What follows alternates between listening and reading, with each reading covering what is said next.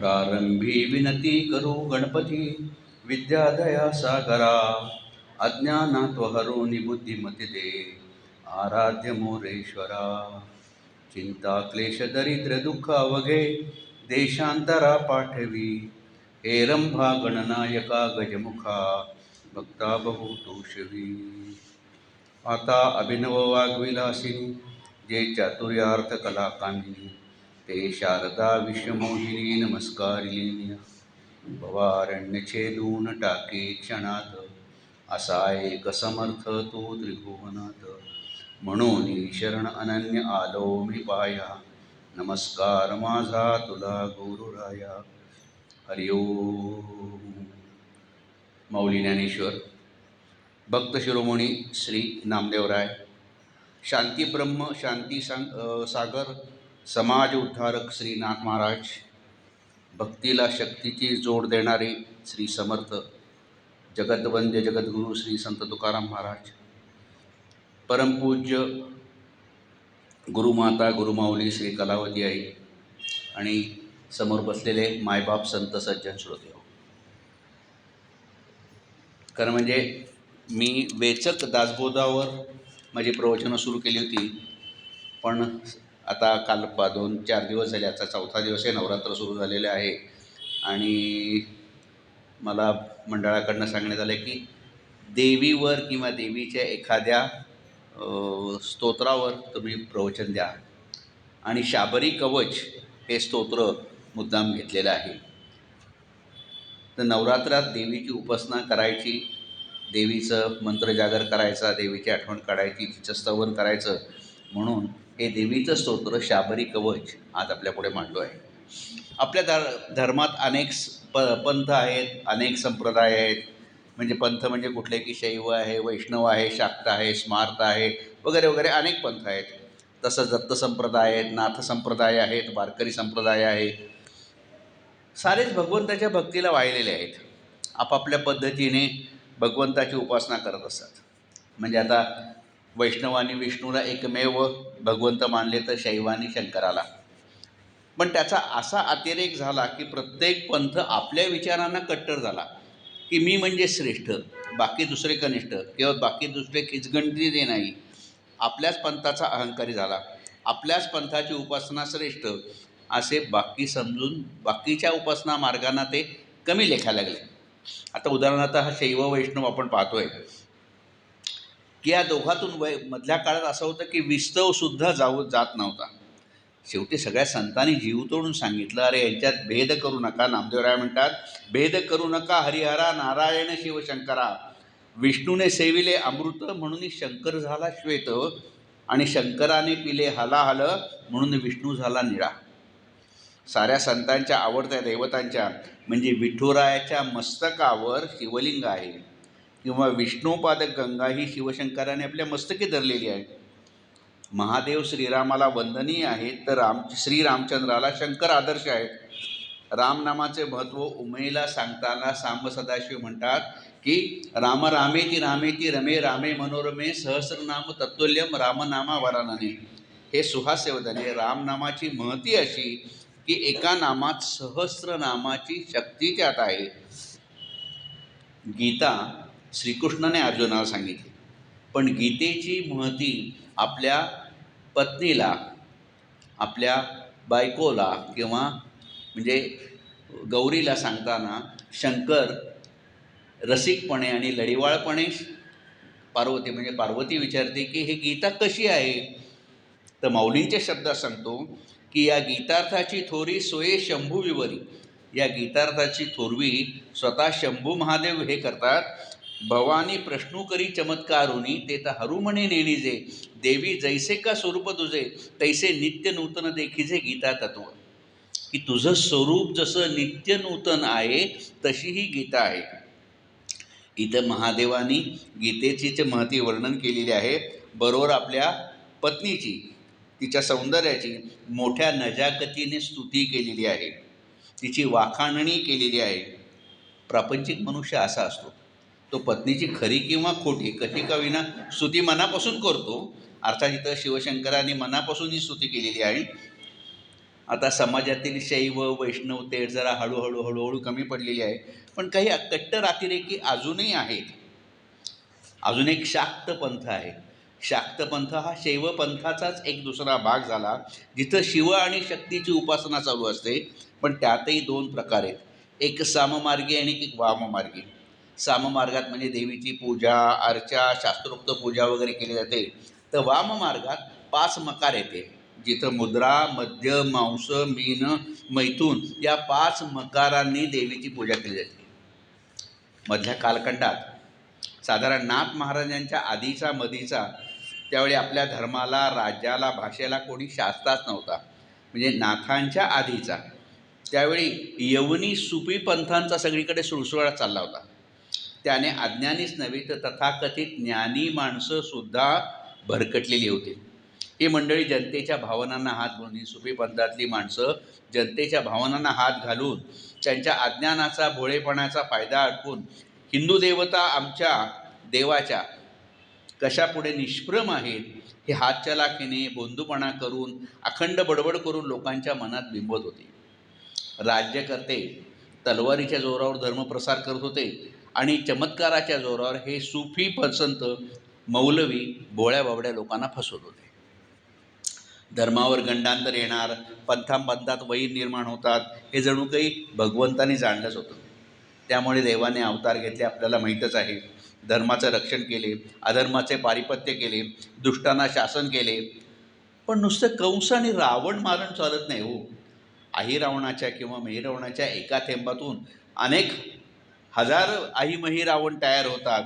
म्हणजे त्याच्या थेंबातून नवीन रावण तयार होतो. तेव्हा रावण मरून चालत नाही, त्याचं रावणत्व. कंस मरून चालत नाही, त्याचं कंसत्व म्हणजे त्याचा दुष्टपणा हा नष्ट झाला पाहिजे. आणि जोपर्यंत मानवी देह आहे व जोपर्यंत तो देहावर प्रेम करतो, त्याचे जे षड्रिपू असतात, कामक्रोध मद मत्सर लोभ अहंकार वगैरे, हे आट्यापेटत आपण जसे मेट्या धरून जे गडी उभे असतात तसे मेट्या धरून उभे असतात. दुष्टबुद्धी जात नाही, त्यामुळे देवांना वारंवार अवतार घ्यावा लागतो. आता कलियुगाच्या प्रारंभी द्वारकेला श्रीकृष्णाने सगळ्या नवनारायणांना पाचारण केले.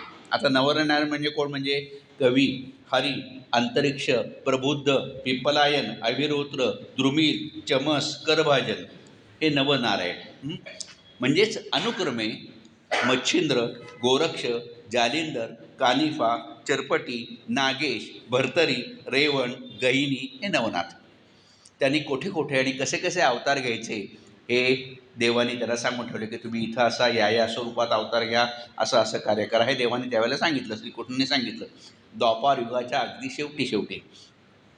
त्याचबरोबर त्यांनी वाल्मिकींना तुळशीदास म्हणून, शुकाने कबीर म्हणून, व्यासाने जयदेव म्हणून, उद्धवाने नामदेव म्हणून, जांबवंताने नरहरी म्हणून, बलरामाने पुंडलिक म्हणून, स्वतः भगवंत ज्ञानदेव म्हणून, शिवशंकराने निवृत्ती, ब्रह्माने सोपान, कुब्जेने जनाबाई आणि आदिशक्ती आदिबाईने मुक्ताबाई म्हणून अवतार घ्यावा असं सांगितलं.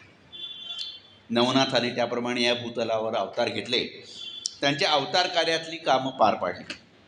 नवनाथांनी लोकांना ऐहिक पारमार्थिक सुखाचे ज्ञान दिले.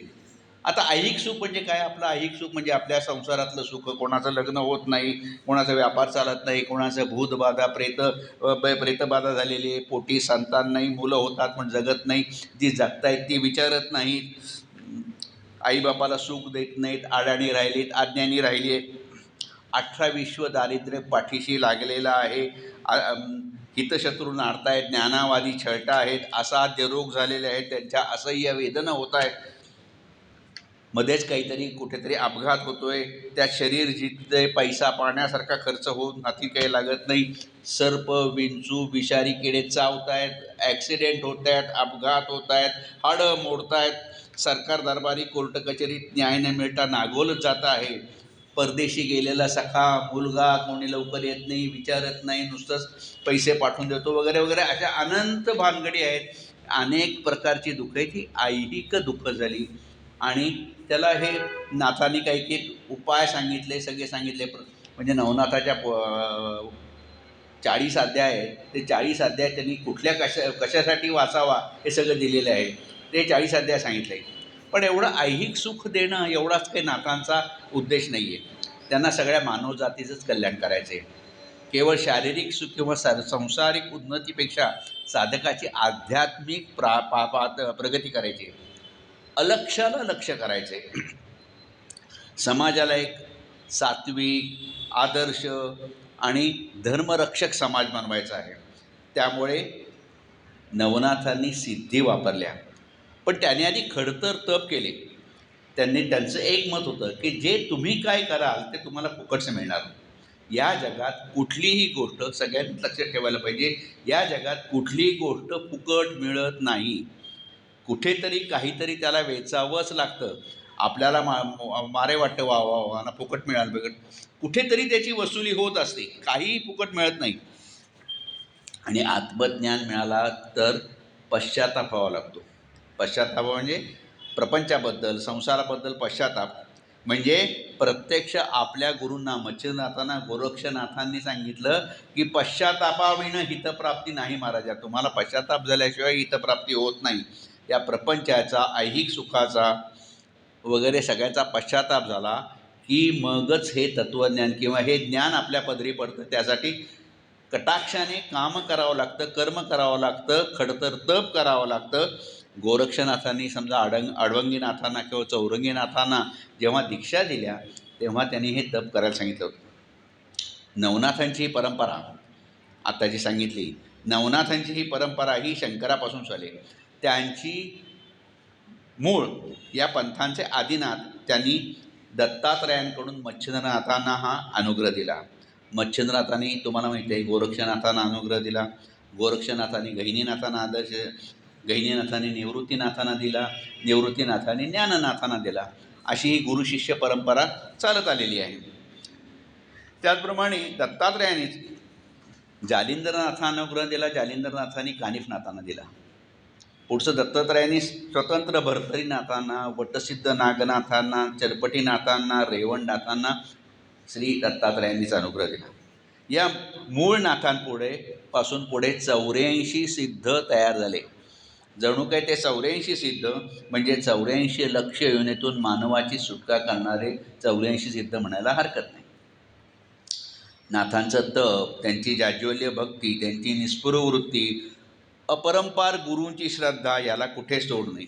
गुरु शिष्याचे, भक्तीचे, प्रेमाचे, श्रद्धाचे असे अनेक प्रसंग नाथांच्या जीवनात आपल्याला पाहायला मिळतात.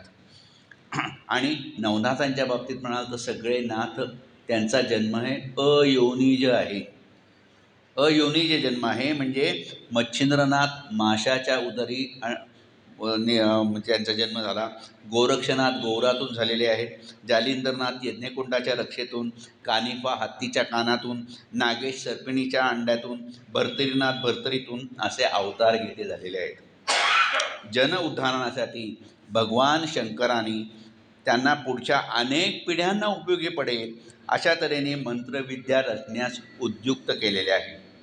वाल्मिकींनी जसं शतकोटी रामायण केलं तसं ही शाबरी मंत्रविद्या ही शतकोटी आहे. कोणी किती केलं याचे सविस्तर वर्णन नवनाथ भक्तिसार ग्रंथात आलेले आहे. त्याचे थोडेसे मंत्र असे म्हणजे त्यातले थोडेसे ओव्या असे आहेत की शंकरांनी हे सगळे हे पाहिलं. त्यांनी काय सांगितलं, वेदविद्या मंत्र बहुत, अस्त्रविद्या प्रतापवंत्र, परी ते महित पुढे कलित चालणार नाही. हे जे मंत्र तंत्र आहेत नवनाथांचे हे पुढे चालणार नाहीत. वेदविद्या विशेषतः. मग मंत्रशक्ती उपाय तरणी, काहीच मिळणे लोका लागोनी, मग ते दुःख प्रभाव शमनी, सगळे लोक पडतील. मग काय आपल्या हाताला आधार काय, जनसामान्यांना आधार काय, याच्यातनं सुटका घेण्यासाठी आधार काय. तर त्यासाठी काय करायला पाहिजे, तरी सिद्ध करून आता कविता, आवंती जे नागश्वथा, सकळ विद्या धरून आता कानिफा ते उपयोगी. या कानिफाची उदार शक्ती मिरविता आहे दांभिक वृत्ती, तरी ती बरवी आहे कार्यापुरती, पुढे पडेल महाराजा. हा अपार शिष्य करतील पुढती, विद्या वरतील याचे हाती, मग ती प्रतिष्ठा लोकांप्रती सर्व जगी मिरवल. आणि मग कोणी कोणी कसं कराव्यात, कितीही कराव्यात. तर पूर्वी मच्छिंद्राने धरुणी लक्ष काव्य केले आहे प्रत्यक्ष 33,95,00,000. मच्छिंद्राने किती केले? 33,95,00,000. यापरी गोरक्ष ओटी मिरवेल 12,09,00,000. गोरक्षांनी 9,12,00,000. पंचकोटी 1,00,000 शेवटी मीनानाथ मिरवेल. 9,07,00,000 चरपटनाथ करील प्रत्यक्ष. 7,04,00,000 भर्तरीनाथ करील. 3,02,00,000 रेवणनाथ करील शेवटी. 1,01,00,000 वटसिद्ध नागनाथ करविल. 34,12,00,000 जालिंदराने करावे प्रत्यक्ष. 6,08,00,000 कानिफाने मिरवावे. अशुभ प्रयोग गोरक्ष रहाटी स्थापून योजावी शतकोटी. पुढे लोका साधन जेटी होणार नाही महाराजा. ते असं जवळजवळ 100 कोटीचा तो हिशोब दिलेला आहे. 100 कोटीतले कोणी कोणी कसे केलेत, कोणी कोणी कसे करावेत असे शंकराने ते सगळे पाहून सांगितले. आता हे सगळे मंत्र आहेत. आता 100 कोटी मंत्र आता कुठे आपल्याला सापडत नाही. म्हणजे नामदेवांच्या बाबतीत म्हणतात की नामदेवांनी 100 कोटी अभंग केलेले आहे. वाल्मिकीने 100 कोटी वाल्मिकी रामायण लिहिले.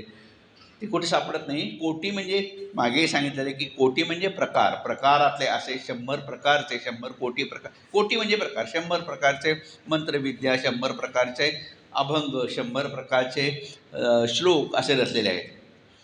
हे सगळे नवनाथांचे सगळे मंत्र शाबरी भाषेत आहेत. आता शाबरी भाषेत म्हणजे शाबरी म्हणजे शबर म्हणजे भिल्ल. भिल्ल हे भोळे बापडे, रांगडे, अनन्य भक्ती करणारे, कडक, ताठर, समोरच्या माणसाला भीतीदायक वाटणारे. हे अशा लांब लांब मिशा गळगाळ, धिप्पाडच्या धिप्पाड.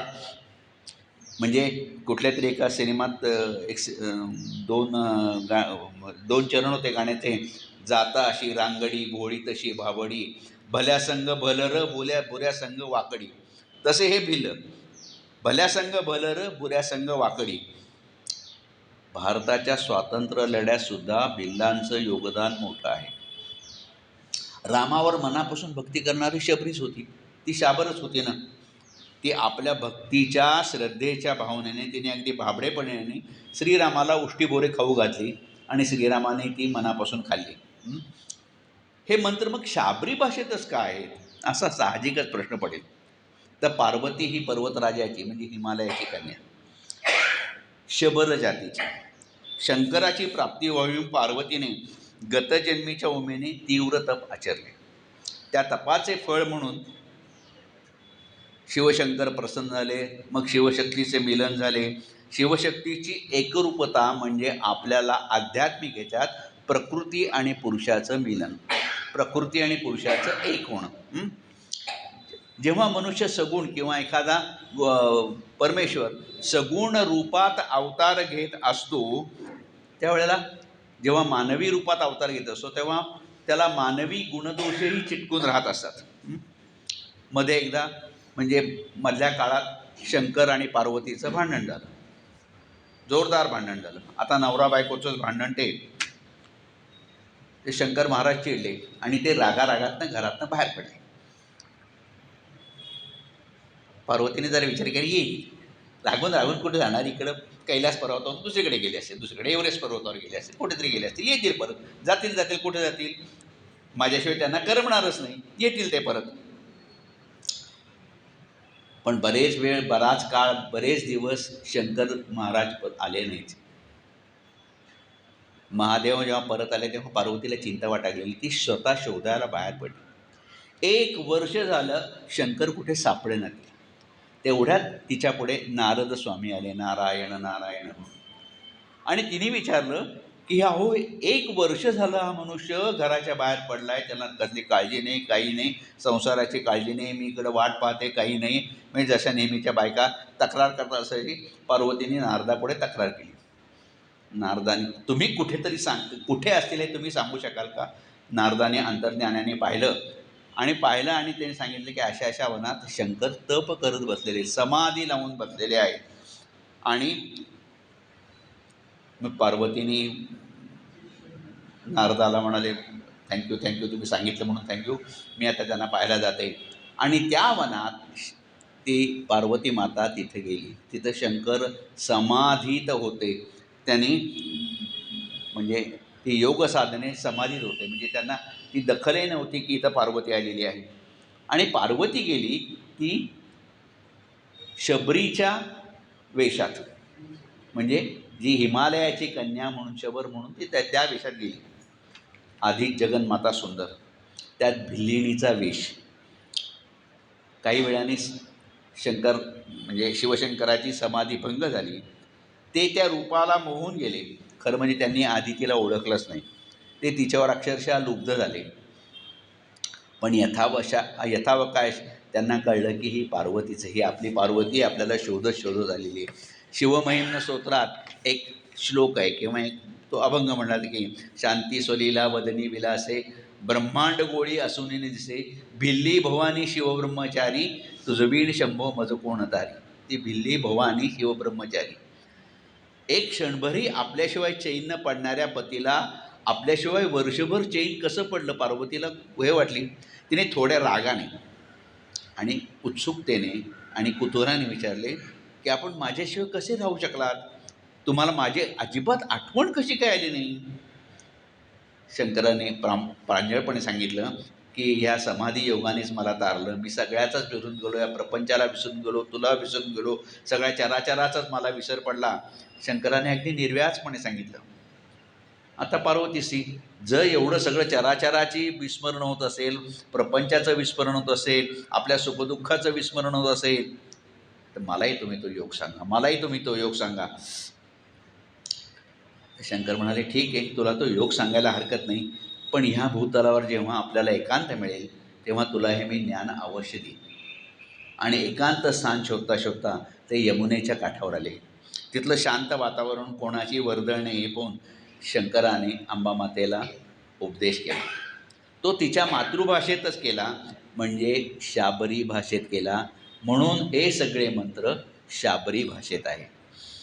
तो झाल्यावर शेवटी ते ह्याचे मर्म त्यांनी विचारलं की नेमकी त्यावेळेला यमुनेच्या नदी एक मासा ते सारे ज्ञान, म्हणजे शंकर सांगतायत आणि पार्वती ऐकते, ते मासा ते सगळं ज्ञान ऐकत होता. आणि मासा तो ऐकण्यापेक्षा माशाच्या पोटात मच्छिंद्रनाथ होते, ते मच्छिंद्रनाथ ते ऐकत होते. आणि शंकराने विचारलं, ह्याच्यात काय बाबा, तुला ह्यातलं मर्म काय आहे? तेव्हा आतून मच्छिंद्रनाथानेच उत्तर दिलं की चराचरी सर्व ब्रह्म भरले, त्याच्या वाचून दुसरं काहीही नाही. तेव्हा शंकराने आश्चर्यचकितून पाहिलं आणि मच्छिंद्रनाथांना सांगितले, माझ्या उपदेशाचा तुला फायदा झालेला आहे.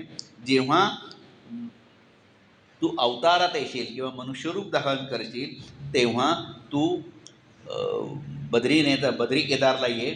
तिथं तुला दत्ताकर्मी मी अनुग्रह देतील आणि मग नाथपंथांची दीक्षा देऊन हा नाथपंथ स्थापन करून तो पुढे मोठा करू. मग ही सारी नाथ परंपरा चालू झाली. नाथांनी जनउद्धारणासाठी, सर्वसामान्यांचे कल्याण करण्यासाठी ही जी मंत्र उपाययोजना केली आहे ती शाबरी भाषेत का केली आहे याचे आता रहस्य कळते की शाबरी भाषेत का केलेलं आहे. नंतर कोणी किती अभंग केले, मंत्र केले हे आपण आता पाहिलंच. यानंतर पण या शाबरी भाषेत थोडीशी मिसळ झाली, मिक्सअप झालं. मग ते बर्बरी भाषेत किंवा कापालिक भाषेत किंवा भाषा आली, म्हणजे ती तांत्रिक भाषा, थोडीशी अशुद्ध भाषा आलेली आहे. नाथ संप्रदायाने यवनांनी त्याच्यात शिष्यत्व पत्करलं होतं नाथपंथीयात. आणि मग त्यामुळे सुफीपंथीयाने आपले यवनी शब्दसुद्धा त्यात घुसटले. म्हणजे भरभरी मंत्र जे ते सुरुवात कशी करतात, ओम नमो गुरुजी को आदेश या शब्दांनी सुरू होतात. उदाहरणार्थ एक मंत्र आहे विंचू उतरवण्याचा. म्हणजे सुरुवातीला मी बऱ्याच वेळा आपल्याला सांगितलं की मी जेव्हा खेड्यात प्रॅक्टिस करत होतो त्यावेळेला तिथं उन्हाळ्यात इतके भयंकर विंचू निघायचे, इतके भयंकर. आणि आमच्या करिक्युलममध्ये, आमच्या ज्ञानशास्त्र म्हणजे आमच्या ह्याच्यात शिकवताना विंचू दंशासाठी काय उपाययोजना आहे ती त्यावेळेला सांगितलीच नव्हती. मला प्रश्न पडला, आता यांचं करायचं काय? शेवटी एका मला मेडिकल रिप्रेझेंटेटिव्हने सांगितलं की असं असं औषध दे, चला डॉक्टर, म्हणजे ते बरं व्हायला लागले. पण ज्यावेळेला विंचू चावलेला पेशंट यायचा तो घाईकुतेला असायचा नाही, बरोबरचा मनुष्य हळू सांगायचा, डॉक्टर शिपायाने मारले. शिपायाने मारले म्हणजे विंचू त्याला चावलेला आहे. कारण मोठ्याने बोललं तर कोणतरी विंचू चढवायचा मंत्र म्हणतो आणि मग तो विंचू चढला जातो, म्हणून हळूच सांगायचं आहे. पण तो मंत्र असा की ओम नमो आदेश गुरुजी को आदेश, गुरु को फुसकी झोपडी फुलो सकाळी, उत्तर उत्तर बिचू तुझे काळे मोहिदीन तिस्तीन की शपथ, साई गोरखनाथ की दुहाई, गुरु की शक्ती मेरी भक्ती, मंत्र ईश्वरी वाचा, पिंड कच्चा गुरु गोरखनाथ का शब्द कच्चा. म्हणजे ज्यावेळेला आता मला हा त्यावेळेला असा मंत्र असतो हे माहितीही नव्हतं. आणि माहीत असला तरी त्यावेळेला माझा काही कुठल्या गोष्टीवर असा विश्वास नव्हता. आणि आता जेव्हा मंत्र माहीत झाले तेव्हा मला त्या विंचवाचे पेशंट, आता विंचूच काय माहिती असतं, फक्त माणसातले विंचू दिसतात. मनुष्य इंगळी मोठी दारुणं, तसं आहे ते. आणि हे मंत्र नेहमी प्राणायामातच, कुंभकातच म्हणावे लागतात. त्यांचे उच्चार शुद्ध असावे लागतात. म्हणून प्राणायामाचे ज्ञान हवे, ते गुरुकडून मिळवावे लागते. हनुमंताचा एक मंत्र आहे, तो प्राणायामात कुंभक, पूरक, रेचकमध्ये कसा म्हणायचा? तर पूरक ओम नमो गुरुजी को आदेश. कुंभक अरे अरे अंजनी कुमारा, मार मार, जाल जाल, कोट कोट, बंद बंद, पूर्व बंद, पश्चिम बंद, दक्षिण बंद, आकाश बंद, पाताल बंद, तीनों ताले के देव बंद. हे कुंभकात. आणि रेचकातमध्ये गुरु की शक्ती मेरी भक्ती, खुले मंत्र ईश्वरी वाचा, असे. तेही वरील मारुतीरायाची स्तुती. आणि हा मंत्र जर जपत गेलो तर मारुतीराय प्रसन्न होतो असं म्हटलं जातं. किंवा दुसरा विघ्न दूर करणारा गणपतीचा मंत्र आहे, ओम नमो आदेश, गुरुजी को आदेश. पहिला गणपती, 14 विद्यांचा सारथी, जती सती कैलासपती, बलभीम मारुती, आले विघ्न निवारी, साई गोरखनाथी द्वाही, गुरु की शक्ती मेरी भक्ती, चले मंत्र शिवराचा, पिंड कच्चा, गुरु गोरखनाथ का सच्चा, असं आहे. तर अनेक शाबरी मंत्र आहेत. डोकेदुखीवर आहेत, व्यापार वाढावा म्हणून आहेत, भूत प्रेत संबंध बाधा झाली असेल तर आहे, ताप उतरण्यासाठी. हे सगळे मंत्र मनापासून कुंभकात किंवा प्राणायामातच म्हणायला लागतं आहे. आणि पण पुढे काही जे तांत्रिक मंत्र आले, सुरुवात केली जी यवनांनी केली, मग तो मंत्र कसा होतो? बिस्मिल्ला रहिमानी रहीम, बिस्मिल्ला रहिमानी रहीम, ओम नमो भगवते, असा तो सुरुवात झालेला आहे. म्हणजे अशा अशुद्ध मंत्रांनी या मंत्रांचा प्रभाव कमी पडत गेला. म्हणजे परकीय धर्मप्रचारकांनी केवळ पैसा, शक्ती, म्हणजे तलवारीच्या जोरावर प्रचार केला नाही, तर प्रेमाची नाटकं करून, तुमच्या जमिनी हडप करून, तुमच्या ओठी नवीन नवीन गाणी, अल्लाह बचाए नौजवानों से, वगैरे वगैरे वगैरे, किंवा वगैरे, म्हणजे सगळे असे जे अल्लाह को चाहिए कुर्बानी कुर्बानी वगैरे वगैरे अशी, किंवा त्यात आपल्या देवाचे नाव घालून, आणि अगदी तुमच्या मंत्रोच्चारातून सुद्धा त्यांचा देव म्हणून हे केला. म्हणजे एक उदाहरण म्हणून सांगतो की एकनाथांच्या काळची गोष्ट आहे की देवगिरीच्या तिथं एक खेडं होतं. तिथे एक शरफुद्दीन नावाचा एक बाबा होता. त्याच्याकडे हिंदू लोक तक्रार घेऊन गेले की इथं आमची मारुतीची मूर्ती या यवनांनी पाडलेली आहे. तर ते म्हणाले, नाही नाही, आम्ही नाही मूर्ती पाडली. तर शरफुद्दीन म्हणाला, थांबा जरा, मी मारुतीलाच विचारतो. आणि त्यांनी मारुतीला बोलतं केलं. मारुती म्हणाला, कोणी मला पाडलं नाही, मी मशिदीतली बांग ऐकली आणि त्यामुळे दचकून मी खाली पडलो. असा दांभिकपणा, असा सगळा ते हे चालला होता. तर हे सगळे कापालिक मंत्र त्यानंतर आले. आजच्या मितीला फारच थोडे शाबरी मंत्र उपलब्ध आहेत. शाबरी म्हणून म्हटले जाणारे बर्बरी किंवा कापालिक मंत्र आहेत. खरं म्हणजे नाथांनी ती विद्या मधल्या काळात लुप्त केली होती, पण परत लोकांच्या कल्याणासाठी परत सुरू केली. म्हणजे शाबरी मंत्र आणि वैदिक मंत्र ह्याच्यात फरक असा आहे की शाबरी मंत्र मुळातच स्वयंसिद्ध आहेत, वैदिक मंत्र स्वयंसिद्ध करावे लागतात. गोरक्षनाथ अगदी लहान असताना, म्हणजे बद्धावस्थेत असताना, गुरुनी त्यांना सांगितलं की त्यांना संजीवनी मंत्राचा पाठ दिला. म्हणे, हा मंत्र घोकत बैस. काही जो मंत्र तयार करावा लागतो त्याच्या, तेवढ्यात गावातली काही मुलं आली गोरक्षनाथांपाशी. गोरक्षनाथ हे तसे लहानच होते. त्यांनी एक मातीचा शकट म्हणजे बैलगाडी केली होती. आणि मातीचा बैलगाडी केली होती, पण त्यांना बैल म्हणजे तो गाडीवाला त्यांना जमेना, गाडीवान त्यांना जमेना. म्हणे, गोरक्षनाथ तू करून दे, तू आमच्या सगळ्या मुलांच्यात मोठा मुलगा आहेस, तू काहीतरी करून दे. म्हणून त्याच्या हातात मातीचा गोळा ठेवला. गोरक्षनाथांनी तो मातीचा गोळा हातात घेतला आणि त्याला आकार द्यायला लागले. डोकं, हातपाय, चेहऱ्यावर डोळे, नाक, तोंड वगैरे वगैरे वगैरे. आणि तो करता करता त्यांचा संजीवनी मंत्राचा पाठ चालू होता. गुरुंनी दिलेला संजीवनी मंत्राचा पाठ. तोच एकदम अचानक लहान पोर रडण्याचा आवाज आला. ते सगळे पाहिले तर गोरक्षनाथांच्या हातात जो मातीचा गोळा होता तो एक लहान मुलगा टॅ टॅ टॅ करतोय, तर रडतोय. सगळे ती सगळी पोरं भिवून पळाली की गोरक्षनाथांनी भूत आणलं, भूत आण. गोरखनाथांना सुद्धा कळत त्यांनी ते मुलगं तसंच ठेवलं आणि तेही पण सुटले की काहीतरी भूत बीत आलं म्हणून. पण ह्याच्यात काय होतं की पुतळ्यात जीवदशा यायचं कारण स्वतः गोरक्षनाथ गुरुचे निस्सीम भक्त होते. गुरुची शक्ती होती, त्यात स्वयंसिद्ध शक्ती होती, मंत्राची वाचाशक्ती होती आणि गोरक्षनाथांची भक्ती होती. वैदिक मंत्राप्रमाणे शाबरी मंत्रसुद्धा ओमने सुरू होतात. उदाहरणार्थ, ओम नमो भगवते श्री सर्वेश्वराय पक्षीराजाय नवनाथाय, ओम नमो भगवते इम रूम क्लीम वं गम वं नम कुम वाम द्वि स्वाहा वगैरे वगैरे. म्हणजे मग मग शक्तिरूप मंत्र आहेत, वैष्णवी रूप मंत्र आहेत, शैवरूप मंत्र आहेत. तर असे हे भरभरी मंत्र आहेत. पण आज आपण महत्त्वाची गोष्ट की आपण शाबरी कवचावर जाणार आहोत. नुसते शाबरी मंत्रावर आपल्याला म्हणायचं नाही, शाबरी कवच काय आहे आणि ते शाबरी कवच आपण घरी सगळ्यांनी म्हणू शकतो आणि ते म्हणल्याचे फायदे नक्की होतात. ते कसं, कुठे आणि काय म्हणायचं हेही आपल्याला सांगतो.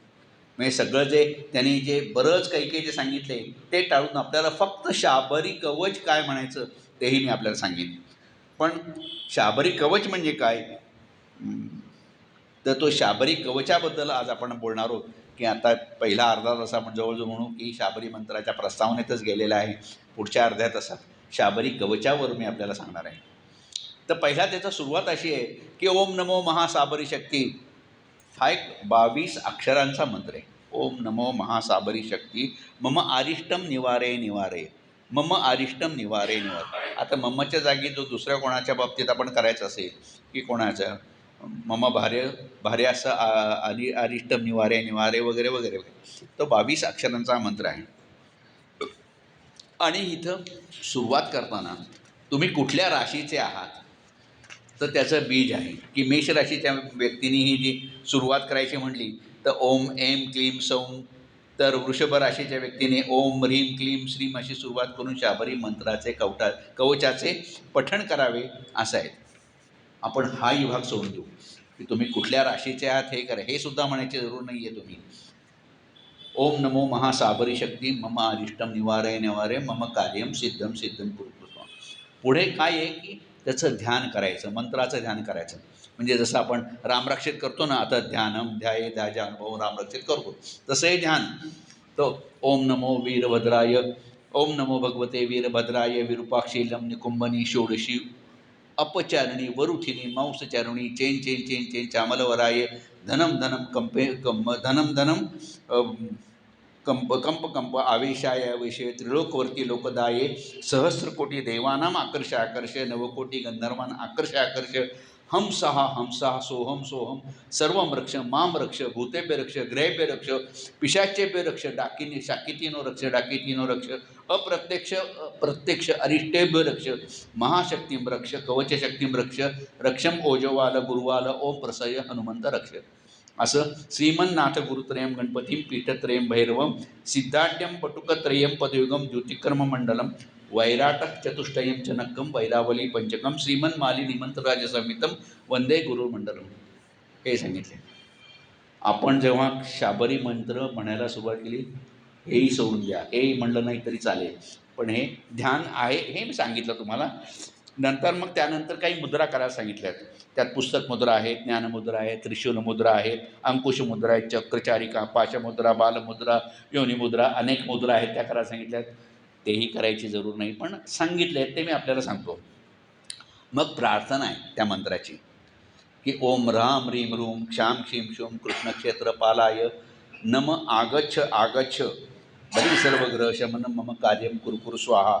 ओम नमो ओम ह्रीं श्रीं क्लैं ऐं चक्रेश्वरी शंख चक्र गदा पद्मधारिणी मम आता हे तसं सोपं आहे ऐकायला. मम वांछित सिद्धिं कुरकुर स्वाहा. ओम नमो कमलवदन मोहिनी सर्वजन वशकारिणी साक्षात सूक्ष्म स्वरूपिणी जन्मगवशका जन्मगवशका सुरासुरा भवेयु स्वाहा.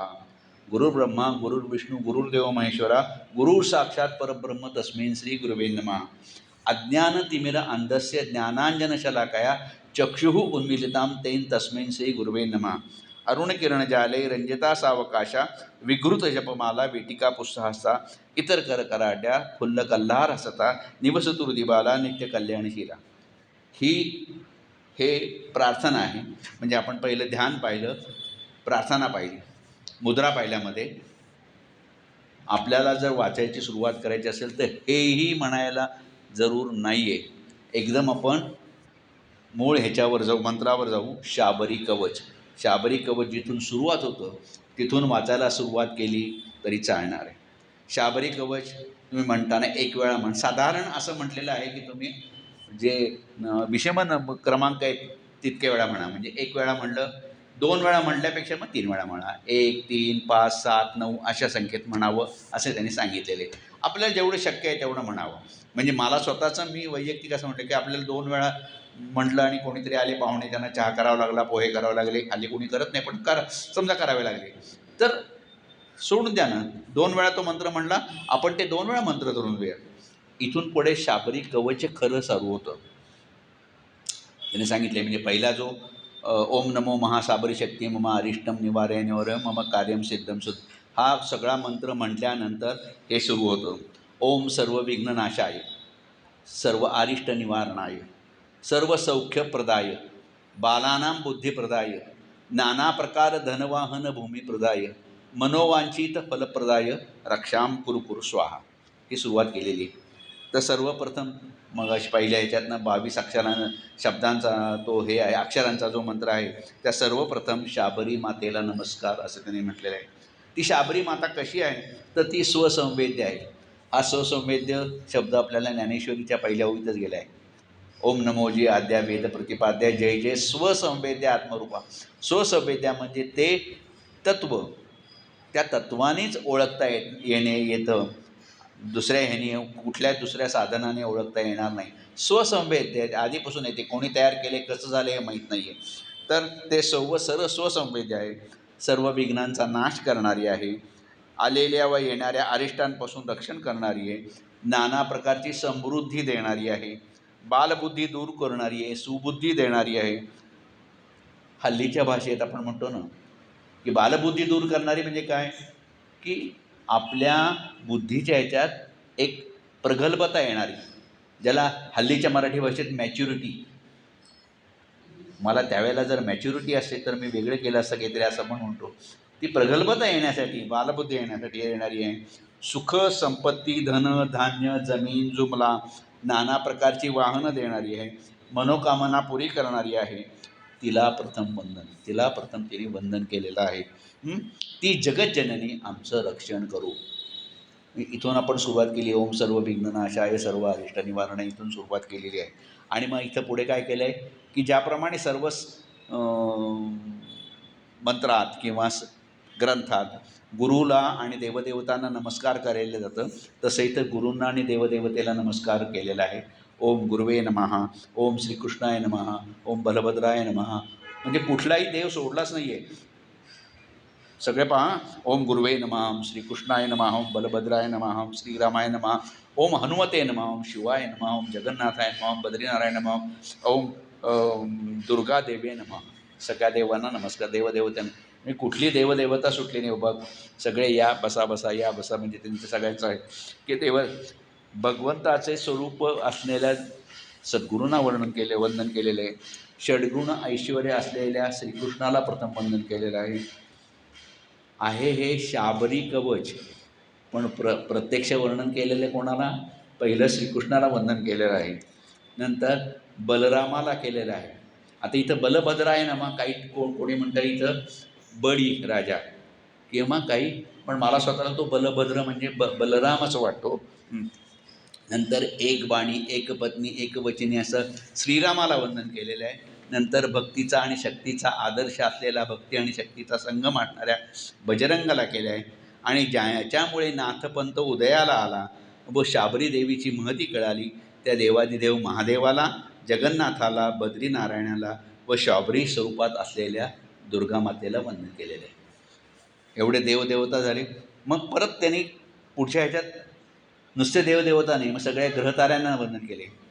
ओम सूर्याय नमः, ओम चंद्राय नमः, ओम भौमाय नमः, ओम बुधाय नमः, ओम गुरुवे नमः, ओम भृगवे नमः, ओम शनिश्चर्याय नमः, ओम राहोमे नमः, ओम पृच्छनायकाम नमः, ओम नवग्रह रक्षाम कुरु कुरु नमः. साऱ्या जगताचे जीवन असणारा, आदर्श कर्मयोगी असलेल्या उदित नारायणाला. चंद्र आपण म्हणतो मनाचा कारक आहे. मनाची देवता कोणतं? चंद्र. त्या चंद्राला नमस्कार. प्रेमाचे प्रतीक असलेल्या शुक्राला नमस्कार, ज्ञान देणाऱ्या गुरूला नमस्कार, सगळ्यांना समज देणारा आणि वास्तवात आणणारा शनीला नमस्कार, छायारूपी राहूला नमस्कार, सगळ्या शेपूट असणाऱ्या ग्रहांचा नायक असलेल्या केतूला नमस्कार. सगळ्यांना नमस्कार केला एकत्र. म्हणजे सगळे देवदेवता झाले, सगळे म्हणजे आपल्या ग्रहमंडळातले किंवा सूर्यमंडळातले सगळे सूर्य तारा समूह सगळ्या ग्रहमंडळातले हे जे ग्रह झाले. पुढे ती सुरुवात अशी असते, ओम मन्ये वरम हरिहरादाय एव दृष्ट्वा दृष्टवेशी हृदयम त्वयी तोषमिती किं विक्षिप्तेन भवता भुवि एन न अन्य कश्चित मनोहरती नाथ भवानत ए. हा नाथ म्हणजे मच्छिंद्रनाथांनी किंवा गोरक्षनाथांनी एक शाबरी कवच निर्माण केलेले आहे. ते इथं ते स्वतःला नाथच म्हणलेले, पण जो म्हणतोय साधक त्यालाही मच्छिंद्रनाथांनी साधक म्हणले की तो नाथ दुःख दारिद्र्याने एखाद्या सच्छिद्र नौकेप्रमाणे भवसागरात जर बुडत चाललेला आहे, तर हे शाबरी देवी, हे शंकर, हे विष्णू यांच्या नुसत्या दर्शनाने तो आनंदाने उचंबळून होईल. त्याची जी नाव बुडत चाललेली आहे ती तरुण जाईल. पुढची ओळ अशी आहे, ओम नमः श्रीमन बलभद्र जय विजय अपराजितम भद्रम भद्रम कुरुकुर स्वाहा. जय विजयाच्या द्वंद्वात कधीही पराजित न झालेल्या बलरामाला नमन करून आमचे भद्रकर, भद्रकर म्हणजे कल्याणकर. याच्यात आता नुसतं असंही नाही केलं, मग त्यांनी गायत्री मंत्र त्याच्या हे केलं आहे. ओम भूर्भुवः स्वाहा तत्सवितुर्वरेण्यं भर्गो देवस्य धीमहि धियो यो न प्रचोदयात. ओम सर्व विघ्न शांतीम कुरुकुर स्वाहा. म्हणजे गायत्रीला म्हणजे सूर्यदेवतेला परत वंदन केलेलं आहे. तो सूर्य साधक असलेल्या नाथाला प्रबलित कर, सूर्याप्रमाणे तेजस्वी कर, ज्यायोगे सर्व विघ्नांचे निर्मूलन व्हावे. पुढे ते म्हणतात, ओम एम ह्रीं क्लीं श्रीं बटुक भैरवाय आपतुद्धरणाय महानमस्याय स्वरूपाय दीर्घारिष्टम विनाशे विनाशे. हे बटुक भैरव आहेत, अष्टभैरव माहिती आपल्याला. हे बटुक भैरवा तो कसा आहे, तर प्रणवातीते ओंकाराच्या पलीकडचा आहे. तो बहुबंध नाशक आहे, सुखसंपत्ती दाता आहे, त्रैलोक्याला मोहणारा आहे. तू मला मदत कर, दारुण संकटात मला सहाय्य कर. आणि मम किंवा ज्याच्यासाठी म्हणायचे त्याच्यासाठी मम सर्व आरिष्टम हन हन पच पच हर हर कच कच राजद्वारे जयम कुरु कुरु व्यवहारे लाभम वर्धे वर्धे रणे शत्रुं विनाशे विनाशे विनापत्ती योगम निवारे निवारे संतती उत्पत्तीम कुरु कुरु पूर्णम आयु कुरु कुरु स्त्री प्राप्तीम कुरु कुरु हुंपट स्वाहा. आता काय आहे, माझी सगळी संकटे दूर कर, माझ्याकडून काही दुष्कर्म असतील तर ते दूर कर, सरकार दरबारी माझा जय होऊन दे, व्यवहारात लाभ व्हावा, संग्रामात शत्रूला नामवून करण्याचे बळ मला मिळू दे. आणि पुढचं एक म्हटलेलं आहे त्यांनी, स्त्री प्राप्तीम कुरु कुरु म्हणजे मला स्त्री मिळू दे, मला स्त्री सुख मिळू दे. आता स्त्री सुख म्हणजे जे लोकांच्या डोक्यात जे बसलेलं असतं तसं स्त्री सुख नाही, की एखादी स्त्री आहे तिची साथ संगत, माझ्या पत्नीची साथ संगत मला लाभू दे किंवा तिची प्रेरणा मिळू दे. आणि म्हणजे फक्त ह्याच्या दृष्टीने नाही, स्त्री सुखाच्या दृष्टीने, शारीरिक सुखाच्या दृष्टीने नाही, तिची साथ संगत, तिचा उत्साह, तिची प्रेरणाही मला मिळू दे. कारण ती कशाचं प्रतीक आहे, देवीचं प्रतीक आहे. हे नवरात्रात ती देवीचं प्रतीक आहे. आणि संपत्तीसह संतती मिळू दे. संतती नुसती नको, तर ती व्यवस्थित असू दे, आरोग्यदायी असू दे, तिला ज्ञान असू दे, ती सगळ्यांना विचारणारी असू दे, स्वतःपुरतीच म्हणजे एकटीच आपल्या बायका मुलांना घेऊन, बायको मुलाला घेऊन अमेरिकेत राहायला जाणारी नसू दे, ती इथंच राहणारी असू दे. ओम नमो भगवते वासुदेवाय. ओम नमो भगवते विश्वमूर्ते नारायणाय श्री पुरुषोत्तमाय रक्ष रक्ष युष्मत अजिनम प्रत्यक्षम अजीर्णम पच पच विश्वमूर्ते अरिन हन हन हन. भगवान वासुदेवाला, विश्वमूर्तीला माझा नमस्कार. जे दृश्य अदृश्य तुझ्या अधीन आहे हे पुरुषोत्तमा, त्यापासून माझे रक्षण कर. जे अपचित आहे त्याचे पचन कर. हे विश्वमूर्ते, माझे जे शत्रू आहेत त्यांचा बंदोबस्त कर. तो हा आता शाबरी कवच खूप मोठं आहे. एकाहिकम द्व्याहिकम त्राहिकम चातुर्दिकम ज्वरम नाशे नाशे चतुर्दिकान वातान अष्टादश क्षयरोगान अष्टादश कुष्ठान हन हन सर्वदोषान भंजे भंजे तत्सर्वं नाशे नाशे शोषे शोषे मोहे मोहे ज्वाले ज्वाले प्रहारे प्रहार सकल मायां भेदये भेदय उच्चाटे उच्चाटे विद्वेषे विद्वेष स्तंभय स्तंभय निवारे निवारे विघ्नान अन अन दह दह पच पच मथ मथ विध्वंसे विध्वंसे विद्राव्य विद्राव्य चक्रम गृहीत्वं शीघ्रम आगच्छ आगच्छ चक्रेण हनन परिविद्याम छेदे छेदे. सर्वात थोडक्यात गोळाबेरीचा अर्थ सांगतो मी. जीर्णज्वर, 18 प्रकारचे क्षय, तेवढ्याच प्रकारचे कुष्ठरोग सारे नष्ट कर, सारे दोष फोडून टाक, सारे दोष नष्ट कर, शोषण कर, ओढून काढ, माझे सर्व शत्रू मार, त्याचे उच्चाटन कर. खरं म्हणजे माझे सगळे शत्रू मार म्हणजे माझे शत्रू म्हणजे अमके अमके ज्यांच्याकडनं मी कर्जाऊ पैसे घेतले होते आता मला मागायला आले म्हणजे माझे शत्रू झालेत, असे शत्रू नाही. माझ्या मनातले शत्रू, काम क्रोध मद मत्सर हे शत्रू आहेत, ते शत्रूंना मार, त्या शत्रूंना मार, त्या शत्रूंना त्यांचं शमन कर. पुढे ह्यात शाबरी कवचाचं पुढचं आहे की चतुर्शत चेटकान विस्फोटे नाशे नाशे वातशूलाभिहत दृष्टीन सर्प सिंह व्याघ्र द्विपद चतुष्पाद अपरे बाह्यांतरादिभुवी अंतरिक्षगान अन्यानपि कश्चित देशित्काद स्थान सर्वान हन हन विषम मेघ नदी पर्वतादीन अष्टव्याधीन सर्वस्थानानी पथकचौरान वशमानये सर्वोपद्रवान नाशे नाशे परसैन्यम विदारे विदारे परचक्रम निवारे निवारे दह दह रक्षाम कुरु कुरु. ओम नमो भगवते, ओम नमो नारायण, हुम फट स्वा, ठा ठा ठा, ओम राम ह्रीम हृदय स्वदेवता. तसं वाचलं तर आपल्याला समजते की अमकं कर तमकं तमकं, सारी चेटुके फोडून टाक, वातांचा वेदनेचा दृष्टीदोषाचा जो त्रास होतो तो संपून टाक.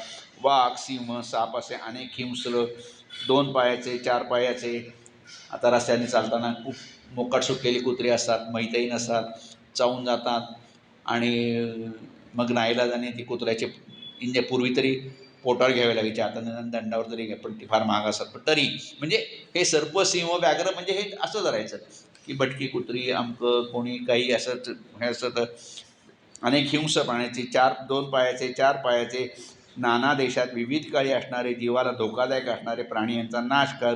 निसर्गातील नदी नाले पाऊस विषारी गोष्टी, नदी नाले पाऊस यांना आपणच कवटाळतो खरं बोलायचं. ते वर्षा ऋतूत ज्या वर्षा सहली काढतो आणि मग सेल्फी काढायच्या उद्देशात लोक कुठेतरी पाय घासून वाहून जातात वर्षातनं. म्हणजे ह्या पावसाळ्याच्या दिवसात किती तरुण पोरं जातात हे आपल्याला कळत नाही, इतकी जातात, इतकी वेड्यासारखी करतात. यांच्यापासून यांना बुद्धी दे, मग अशी सांगितलं ना ती मॅच्युरिटी दे, बालबुद्धी हे होऊन दे. दिवसा डवळ्या किंवा रात्रीतून सरळ सरळ लुबाडणाऱ्या शार्बिलिकांना बंधन पडू दे. परचक्र परसैन्य यांच्यापासून रक्षण कर, निवारण कर, त्यांना हृदय अधिष्ठित असलेल्या परमेश्वराला माझा पुन्हा पुन्हा नमस्कार सांगितलं. आता इथं निम्म संपतंय आणि त्यांनी मध्येच या शाबरी कवचात जी फलश्रुती आहे ती मध्ये घेतलेली आहे. एषा विद्या महानामनी पुरा दत्ता शतकृतो. इंद्राला ही शाबरी विद्या दिली तेव्हा काय झालं, असुरान हंतु तान सर्वांश बलिदानवान या पुमान पठेते ते नित्यम वैष्णवीं नेतात्मवान तस्य सर्वान हिंसती यस्या दृष्टिगतम विषम अन्यदृष्टी विषम चैवम न देयम संक्रमे ध्रुवम संग्रामे धार्ये त्यंगे उत्पाद शमने स्वयं सौभाग्यम जायते तस्य परम नात्र संशया हुते सद्यो जयत तस्य विघ्नं तस्य न जायते किमत्र बहुनेक्तेन सर्व सौभाग्य संपदा लभते नात्र संदेहो नान्यथा न ते भवेत. म्हणजे ही शाबरी विद्या, एषा विद्या महानामनी पुरा दत्ता शतक करतो इंद्राला दिली होती. इंद्रानी स्वर्गात मोठा यज्ञ केला होता, त्यावेळेला हे सगळे नाथ सगळे हजर होते त्या यज्ञात आणि इंद्रानी ती विद्या चोरून नवनाथांकडनं, म्हणजे मच्छिंद्रनाथांनी आपला मुलगा मीनानाथाला ती विद्या दिली. त्यावेळेला इंद्रानी मयूरवेश धारण करून ती सगळी विद्या चोरून ऐकली. त्यामुळे हे सगळ्या नवनाथांना कळालं की ह्यांनी चोरून विद्या हस्तगत केलेली आहे, त्याला शाप दिला. मग इंद्रानी सह्याद्री पर्वतात येऊन तप केलं, म्हणजे नवनाथांनी सांगितल्याप्रमाणे तप केलं आणि त्यांनी जे ह्याचं पाणी आणलं होतं स्वर्गातनं, ह्याचं भोगावतीचं पाणी, ते आपल्या हाताने तिथं सोडलं. ते इंद्राच्या हस्ते प्रवाहित झालं म्हणून त्याचं नाव इथं जी इंद्रायणी म्हणतो त्या इंद्रायणीचं नाव इंद्रायणी तसं तिथं पडलं, त्यामुळे पडलं. तर असो, तर म्हणजे इंद्रानी त्या काळाला की त्या विद्येच्या जोरावर अनेक राक्षसांना त्यांनी यमसदनाला पाठवलं. सदाचारी माणसाने नियमितपणे पठण करावं, केले तर त्याच्याकडे कोणी वाकड्या नजरेने पेत नाही. एक तर त्याच्यावर हल्ला करायला कोणी धजतच नाही, केलं असतं त्या हल्लेखोराचा निपात होतो. आणि मग पुढे असं म्हटलेलं आहे की गृहीतो यदि वा यत्नं बालानां विविधेरपि शीतं च उष्णतां याती. जे एखादं थंडगार असेल ते गरम होतं. उष्णं च शीतमयो भवेत् नान्यथा श्रुते ये विद्या यत् पठिता पठिता कथिता मया भूर्जपत्रे लिखेत यंत्र गोरोचनमयेन च इमां विद्या शिरोद्बंधां सर्वरक्षां करोति मे.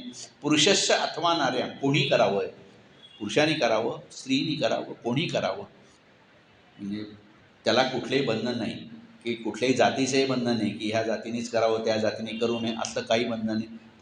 पुरुषस्य अथवा नार्यां यः पठेत कथिता मया विद्रव विद्रवंती प्रणश्यंती धर्मात तिष्ठते नित्यशा सर्वशत्रू भयम्याती शीघ्रम ते च पलाविताः.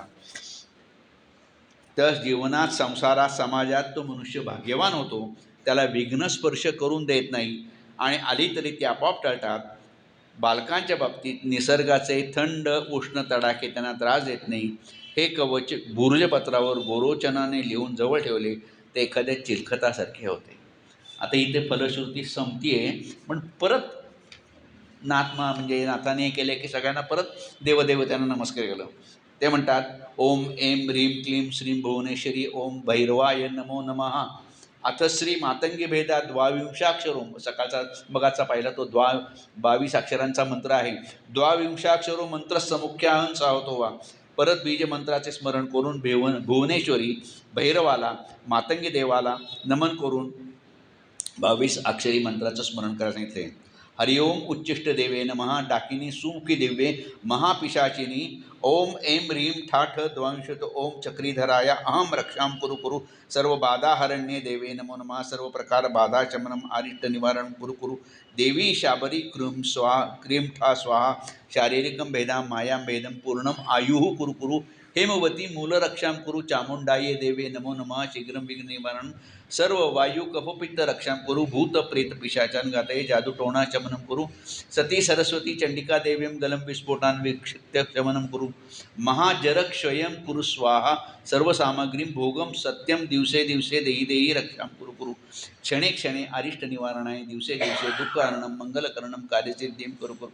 हरिओम श्री रामचंद्राय नमः. हरिओम भूर्भुवः स्वाहा. चंद्रतारा नवग्रह शेषनाग पृथ्वीदेवी आकाश निवारणी सर्व अरिष्ट शमनं कुरु स्वाहा. म्हणजे हिची नावं अनेक आहेत. म्हणजे उच्चिष्ट देवी आहे, मातंगी देवी आहे, कुंजिका देवी आहे, सरस्वती आहे, डाकिनी आहे, हेमवती आहे, शाबरी देवी आहे. हे सगळ्या म्हणजे एवढ्या नावाची असलेली ही शाबरी देवी माझ्यावरील विघ्न दूर कर. शारीरिक भेद आणि मायेचा भेद हा शब्द फार महत्त्वाचा आहे. मायेचा भेद कर म्हणजे माया ओलांडून पलीकडे जाय. म्हणजे इथं नुसत्या ऐहिक सुखासाठी नवनाथांनी सांगितलं नाही, त्यांनी पारमार्थिक सुखाचाही लगेच शोध घ्यायला लागलेला आहे. मायेचे पटल दूर करा. ऐहिक मागण्यांनी नाथांनी कळत न कळत आपल्याला पारमार्थिक मार्गावर नेलेले आहे. हरिओम श्री रामचंद्राय नमः. हरिओम भूर्भुवः स्वाहा. चंद्रतारा नवग्रह शेषनाग पृथ्वीदेवी आकाश निवासिनी सर्व अरिष्ट शमनं कुरु स्वाहा. आयु आरोग्य ऐश्वर्यं वित्तं ज्ञानं यशोबल नाभिमात्र जले स्थित्वा सहस्र परिसंख्या. जपेत कवचमितं नित्यं वाचां सिद्धी भवेतता. नाभिमात्र जले स्थित्वा, बेंबी एवढ्या वाहत्या पाण्यात उभे राहून 1000 वेळा ह्याचं पठण केलं तर आपल्याला वाचा सिद्धी मिळते.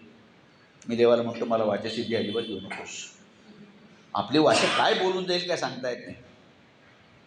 आणि कुठल्याही राजकारण्यात अजिबात देऊ नकोस, कारण त्या वाचेने काय बडबडत असतात ते त्यांना कळत नाही. पण असो, आपल्याला म्हणायचं काय की एवढ्या ह्या मंत्रात सामर्थ्य असं आहे, अनेक मनोकामना पूर्ण होतील आणि 100 वेळा वाचल्यावर असाध्य ज्या व्याधी आहेत त्या दूर होतील. शतम आवर्ती यजस्वी उज्जते मात्र संशया. सर्व व्याधी भयस्थाने मनसा स्यात् चिंतनम. राजानो वशतां याती सर्व कामार्थ सिद्धे. अनेन यथाशक्ती पाठेण शाबरी देवी पर्यतां न मम शुभम भवतु. इथपर्यंत हा शाबरी कवच आहे.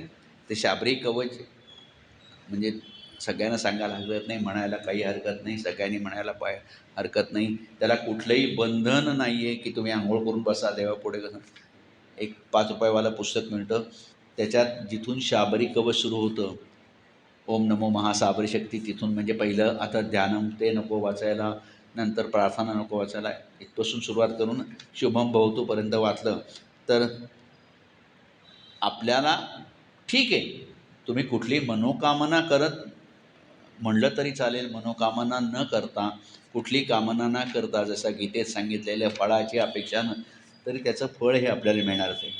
आणि ह्या अक्षरांचा मागोवा घेता तुम्ही आता अक्षरं ऐकली असतील की कशी जाज्वल्य अक्षर आहेत, शब्दात सामर्थ्य आहेत. ज्यांनी हे कवच घडवले ते स्वतः तपाधिष्ठित मुनी होते आणि शाबरी कवच तसंच जाज्वल्य आहे. त्याचा म्हणतानाच मागोवा प्रत्यय येतो. सगळ्या देवदेवतांना आवाहन केलं आहे. त्यात शाबरी म्हणजे केवळ शक्तीचीच उपासना नाही आहे. राम, कृष्ण, बलराम, हनुमंत, लक्ष्मी, विष्णू, साऱ्या ब्रह्मांना, साऱ्यांना नमन केले. सगळ्यांना कार्यपूर्तीसाठी आवाहन केलेले आहे. नवग्रहांना नमन केले. शाबरी कवच म्हणता म्हणता फलप्राप्तीनंतर परत सगळ्या देवदेवतांना नमस्कार केले. विशेषतः शिवशक्तीच्या देवतांनाही केलेलं आहे. नाथांनी लोककल्याणासाठी हे कवच फार मोठी शक्ती आपल्या हातात दिली, आपणच विसरून चाललेलो आहोत. त्यातील एक एक शब्दच मुळी मंत्र आहे. प्रत्येक शब्दाला वजन आहे. प्रत्येक शब्द मगाशी म्हटलं तसं स्वसंवेद्य आहे. वरवर पाहताना असं वाटतं की नाथांनी फक्त ऐहिक सुखासाठी केलं का, तर तसं नाही आहे. सगळा समाज सुखी व्हावा, ज्ञानी व्हावा, एकसंग व्हावा, स्त्री पुरुष जातीपातीत भेद नसावा. नाथांनी अंतर्ज्ञानाने जाणलं होतं की या देशावर, सनातन धर्मावर, सात्विक संस्कृतीवर परकीय आक्रमण होतील, इथले लोक गांजले जातील, देवदेवतांना दूर लोटले जाईल, इथल्या श्रद्धास्थानावर प्रहार होतील, जबरदस्तीने व अनेक लांड्या लबाड्या करून धर्मांतर होतील. नाथांनी समाधी घेतल्या. मच्छिंद्रनाथ, गोरक्षनाथांनी वगैरे ज्या, म्हणजे कानिफनाथांची, तुम्ही इथं जवळ बोगदेव घाटातली कदाचित समाधी पाहिली असेल. कानिफनाथांची मठी आहे बोगदेव घाट. त्या 6x6च्या खिडकीतनं आत सरकत जावं लागतं. तर का इथं सासवडला जाताना जो दुसरा घाट आहे, दिवे घाट वेगळा आणि बोगदेव घाट वेगळा, त्या बोगदेव घाटात आहे. तर नाथांनी ज्या समाधी ते या नाथांनी समाधी घेतल्या त्यासुद्धा कबरयुक्त घेतल्या. ज्या कबरीसारख्या वाटतात ना, आपण जंगली महाराजाला जातो, ती असं वाटतं की ही मुसलमानांची कबर आहे, पण कबरयुक्त ज्या समाधी घेतल्या. घेतल्या परी यवन धर्म, कबरयुक्त झाले आश्रम. पुढे औरंगजेब ते पाहून पुसता झाला लोक. औरंगजेबाने पाहिलं की ह्या कोणाच्या समाध्या आहेत, कबरी कोणाच्या आहेत, तर कोणीतरी सांगितलं आहे तुझ्या पूर्वजांच्याच आहेत. म्हणून मग औरंगजेबाने सगळ्यांची नावं बदलून टाकली. मग ते सगळ्यांची नावं सगळी यवनीकरण त्याच्यात करून टाकली. कशासाठी कबरयुक्त समाधी घेतल्या, तर तर ते यावरी ऐकूनी श्रोता बोले, कबरयुक्त नाथ केले भले, काय म्हणून झाले ते, तरी ते आंतरसाक्ष नाथ यवनराजे होतील माहीत, ते छळतील हिंदू देवता ते, म्हणून कबरी बांधल्या. म्हणून कबरी बांधलेल्या आहे त्यांनी.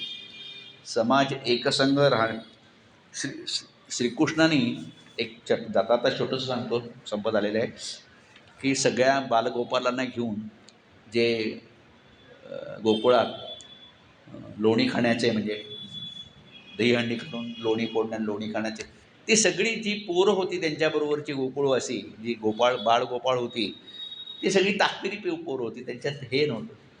श्रीकृष्णाच्या डोक्यात होतं की उद्या कंसाला मारायचं झालं तर आपली ही सगळी वानरसेना आहे, ही गुटगुटीत पाहिजे, सुदृढ पाहिजे. म्हणून श्रीकृष्णाला काही कमी होतं का? तो जिथं नंदाचा मुलगा होता तिथं, त्याला काय लोणी खायला कमी होतं का? पण सगळ्या मुलांना घेऊन त्यांनी लोणी केलं, त्या पोरांना त्यांनी ठणठणीत केलं. म्हणजे ही जी शक्ती त्यांची वाढवली. तसं समाज एकसंग राहावा, सुखी बलवान व्हावा, तरच परकीय आक्रमणाविरुद्ध आपल्याला लढता येईल. शाबरी कवचाने वस्तुतः प्रारंभतः ऐहिक सुखाचा मार्ग दाखवला, तरी पारमार्थिक हित त्यात आहे. देश, धर्म, भाषा ह्याचाही हित सांगितलेलं आहे. सर्वांनी यथाशक्ती अनन्य भावाने याचे वाचन करावे, पाठन करावे, इहलोकी सुखी व्हावे, ही शाबरी मातेच्याकडे आणि नाथांच्या चरणी प्रार्थना.